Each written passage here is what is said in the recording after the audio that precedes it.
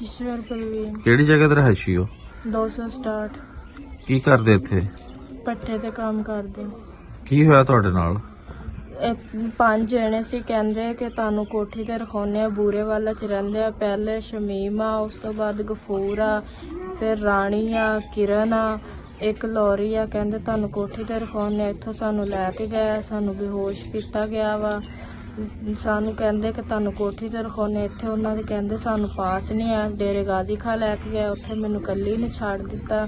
ਮੇਰੀ ਅੰਮੀ ਨੂੰ ਪਤਾ ਨਹੀਂ ਕਿੱਥੇ ਲੈ ਕੇ ਗਏ, ਕਿੱਥੇ ਨਹੀਂ ਲੈ ਕੇ ਗਏ। ਮੈਨੂੰ ਇਸ ਗੱਲ ਦਾ ਕੋਈ ਇਲਮ ਨਹੀਂ। ਉਹਨੂੰ ਪਤਾ ਨਹੀਂ ਮਾਰ ਦਿੱਤਾ ਜਾਂ ਜਿੰਦੀ ਆ, ਮੈਨੂੰ ਕੁਛ ਪਤਾ ਨਹੀਂ ਹੈ। ਮੈਨੂੰ ਉੱਥੇ ਡੇਰੇ ਗਾਜ਼ੀ ਖਾਂ ਛੱਡ ਦਿੱਤਾ ਵਾ ਇਹਨਾਂ ਨੇ। ਉੱਥੇ ਮੈਨੂੰ ਬੇਹੋਸ਼ ਰੱਖਦੇ ਸੀ, ਕਮਰੇ 'ਚ ਬੰਦ ਕਰ ਦਿੰਦੇ ਸੀ, ਮੇਰੇ ਨਾਲ ਜ਼ਿਆਦਤੀ ਕਰਦੇ ਸੀ। ਕਿੰਨੇ ਜਣੇ ਜ਼ਿਆਦਤੀ ਕਰਦੇ ਸੀ? 3-4 ਜਣੇ ਸੀ। ਤੁਸੀਂ ਜਾਣਦੇ ਉਹਨਾਂ ਨੂੰ? ਨਹੀਂ ਜਾਣਦੀ। ਅੱਛਾ, ਤੇ ਜਿਹੜੇ ਇੱਥੇ ਬੂਰੇ ਵਾਲਾ ਵੀ ਜ਼ਿਆਦਤੀ ਹੋਈ ਤੁਹਾਡੇ ਨਾਲ? ਹਾਂਜੀ, ਇੱਥੇ ਕਿੰਨੇ ਜਣੇ ਕੀਤੀ? 3-4 ਜਣੇ ਸੀ। ਇੱਥੇ ਵੀ 3-4 ਜਣੇ ਸੀ। ਲੈ ਕੇ ਤੁਹਾਨੂੰ ਕੌਣ ਗਿਆ ਸੀ? ਗਫੂਰ। ਗਫੂਰ ਨੇ ਵੀ ਕੀਤੀ? ਹਾਂਜੀ। ਅੱਛਾ, ਉਸ ਤੋਂ ਬਾਅਦ ਦੂਸਰੇ ਨੇ ਵੀ ਕੀਤੀ? ਹਾਂਜੀ। ਹੁਣ ਤੁਹਾਡੀ ਕੀ ਅਪੀਲ ਹੈ?